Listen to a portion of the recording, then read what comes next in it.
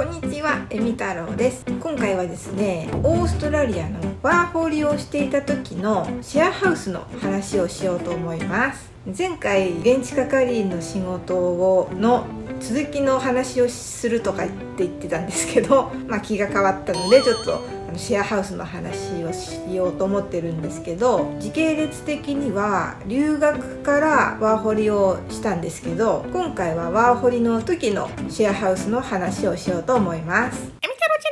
留学もワーホリも日本人はだいたいシェアハウスかホームステイに住んで生活する人がほとんどだと思うんですけど、エミタルはこの時家賃であんまりお金を使いたくなかったので、安めのかつ女性専用のシェアハウスに住んでいました。オーストラリアは家賃のことをレントって言って、あと入居する時に日本で言えば保証金みたいなようなものがボンドって言います。それを払って入居する感じですね。ボンドは退去するときに何も家賃とか滞納がなければ、物とか壊してなければ、何も問題なければそのまま帰ってきます。それでレントの家賃は光熱費込みで1週間に、その時のシェアハウスは160ドルでした。今日本が円安なので1ドルオーストラリアドルで92円なので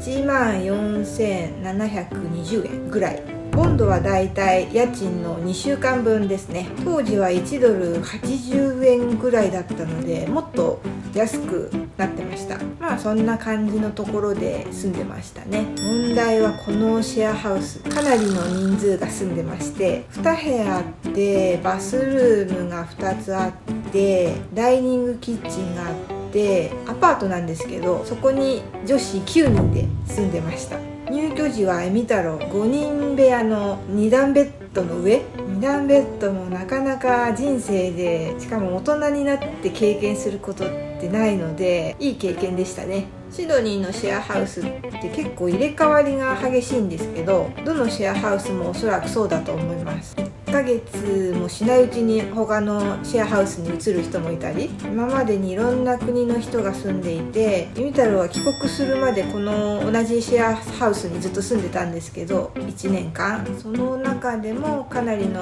人数出会い別れを繰り返してましたね。国的にはカナダ、コロンビア、チリ、ブラジル、フランス、イギリス、台湾、韓国、香港、オランダ、ドイツ、これだけいろんな国の人がいると、だいぶ文化の違いを勉強することができました。エミ太郎は夜お風呂派なんですけど、ここは湯船がなくてシャワーだけ浴びて寝る感じになります。その他の国の人は結構朝にシャワーとかが多かったりするんですけど、女子一つのバスルームに5人人が使うと朝が大変でしたね。トイレとシャワーは一緒のところにあるんで、シャワーを使ってるとトイレが使えなかったり、あんまり長くシャワーとかお化粧とかね、独占されると結構きついんですよね。なのでお互い気を使いながらシャワー浴びる前に声かけてみたり、そういうやり取りはありました。しかしこの部屋、寝る部屋の横にバスルームがあるんで、朝早く出かける人とかシャワー浴びてドライヤーバーってやったりすると結構うるさいんですよ。音とかね、気になる人は多分ダメかと思います。で、ミタロは比較的よく寝れる方なので、音とかしてもなんか寝ちゃう感じなんですけど、ワーホリに来て半年ぐらい経った時に台湾の子が2段ベッドの上に来た時があって、すごくいい子なんですけどね、親日家でわざわざシドニーの日本食スーパーで森永のホットケーキミックスを買っ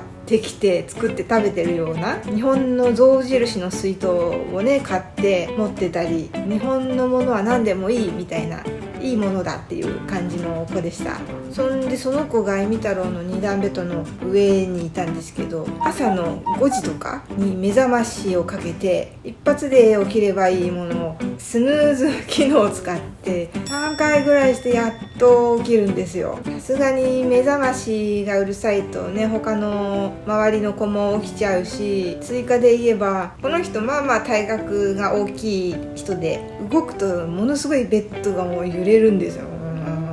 寝てるともうその振動、音はいいんですけど振動で起きちゃう。その前のドイツの可愛い子が2段ベッドの上に寝てた時はすごい静かで、ミタより大きな体のジャスミンが上にいた時は全然揺れませんでした。なのでね、余計に揺れるのがね、揺れと音が気になっちゃって、さすがにねその時は台湾の子に言いましたけどね、ちょっと音うるさいのと動く時もうちょっと静かに揺れないようにお願い、優しい風に言ったかどうかは忘れましたけど、強く言っちゃったかもしれないけど、そんな感じですね。ちょっと長くなりましたが、ざっくりとこんな感じです。まだまだシェアハウスの話をねしたいと思いますので、またどんどんお話ししていこうと思います。コメントとかありましたらぜひお願いします。あとチャンネル登録もよろしくお願いします。それでは